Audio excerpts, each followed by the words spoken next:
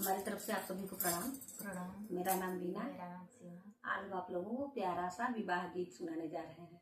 पूरा आवाज कीजिए, चैनल को सब्सक्राइब कीजिए, लाइक कीजिए, शेयर कीजिए। कमेंट में जरूर आप लोग बताइए कि हम लोगों का गाना आप लोगों को कैसा लगता है। बहुत बहुत धन्यवाद। बकरी तबाली उठौला मोरे बाबा, बकरी तबाली उठौला मोरे बाबा, अरे निहाली करा खला दुआर रे लाला नवाया रे निहाली दुआर रे लाला नवा।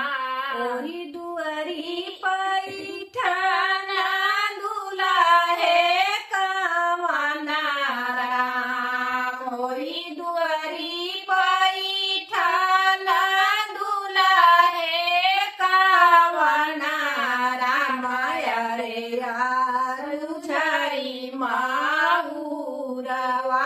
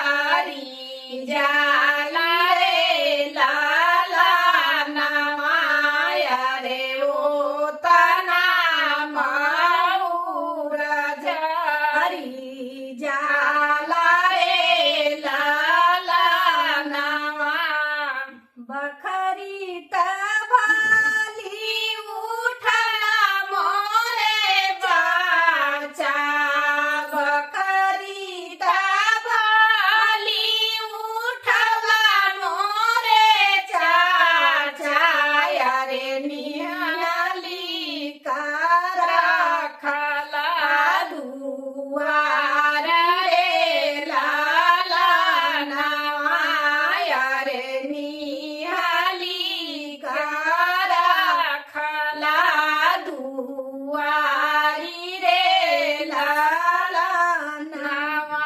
बहुत धन्यवाद। ऐसे ही लगा करके चाचा भैया फूफा मामा इसी तरह से है। बहुत बहुत धन्यवाद।